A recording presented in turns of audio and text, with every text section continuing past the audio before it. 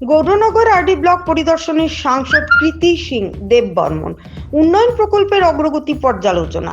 ঊনকোটি জেলার মহকুমা সদর কৈলাসহরের অন্তর্গত গৌরনগর আরডি ব্লক পরিদর্শনে আসেন পূর্ব ত্রিপুরা লোকসভা আসনের সাংসদ কৃতি সিং দেববর্মন। সোমবার দুপুর প্রায় 2টা নাগাদ তিনি গৌরনগর ব্লক কার্যালয়ে পৌঁছালে গৌরনগর পঞ্চায়েত সমিতির চেয়ারম্যান লক্ষ্মী নম এবং ভাইস চেয়ারম্যান বদরুজ্জামান ফুলের তোড়া দিয়ে তাঁকে উষ্ণ অভ্যর্থনা জানান। পরবর্তীতে ব্লকের ভিডিও নবারুণ চক্রবর্তী পঞ্চায়েত সমিতির চেয়ারম্যান ও ভাইস চেয়ারম্যান সহ অন্যান্য পঞ্চায়েত সদস্যদের নিয়ে পঞ্চায়েত সমিতির হল ঘরে এক পর্যালোচনা বৈঠকে অংশ নেন সাংসদ। বৈঠকে বিভিন্ন উন্নয়নমূলক প্রকল্প, চলমান কাজের অগ্রগতি এবং ভবিষ্যৎ পরিকল্পনা নিয়ে বিস্তারিত আলোচনা হয়।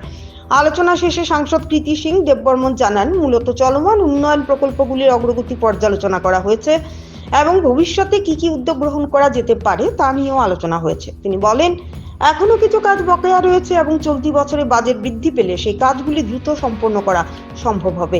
এতে এলাকার সামগ্রিক উন্নয়ন ও অগ্রগতি আরও ত্বরান্বিত হবে বলে তিনি আশাবাদ ব্যক্ত করেন। তিনি আরও জানান, সফরসূচির অংশ হিসেবে কয়েকটি বিদ্যালয়ও পরিদর্শন করেছেন। বিদ্যালয় ভবনের নির্মাণ কাজ সন্তোষজনকভাবে এগোলেও নির্ধারিত সময়সীমার মধ্যে কাজ শেষ করাই সবচেয়ে গুরুত্বপূর্ণ বিষয় বলে তিনি উল্লেখ করেন। সেই লক্ষ্যেই তিনি সরজমিনে পরিদর্শনে এসেছেন বলে জানান সাংসদ। ত্রিপুরা থেকে গোপাল সিং এর রিपोर्ट, आसाम प्राइम नेटवर्क। हमने मीटिंग की है क्योंकि यहाँ कुछ अपने माहौल लोग हैं जिसके हाथिया है और उनको क्या क्या दिक्कत आ रही है, तो बस इसी हल का विषय के और मैडम क्या क्या चाह रही है, क्या क्या हम लोग कर सकते हैं।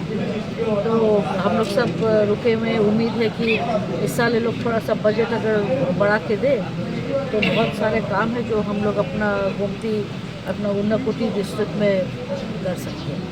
और आज कुछ स्कूल्स भी गए, तो स्कूल्स तो अच्छे 2 बिल्डिंग तो आ रही है। मेन चीज़ है कि वक्त में काम होना, ख़त्म होना। तो मैं ऐसे एक इंस्पेक्शन के लिए आई हूँ। अभी यहाँ से मैं थोड़ा सा अपने क्षेत्र में घूम के सेंट्रल गवर्नमेंट का विजन का बारे में थोड़ा बात